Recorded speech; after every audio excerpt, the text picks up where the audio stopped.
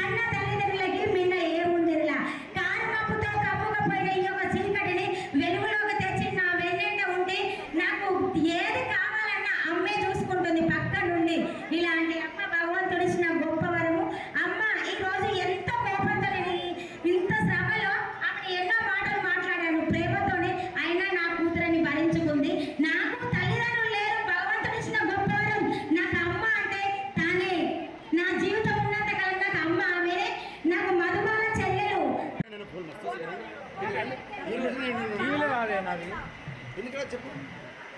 ఈ golden event success అవ్వడానికి మొదటి కారణం మన అమ్మ, మన వరలక్ష్మి అమ్మ చాలా సపోర్ట్ చేసింది. చాలా రూములు ఇప్పించడం, ప్రతి విషయంలో ఒక అమ్మలాగా చిట్టక్కకి తోడుగా ఉంది.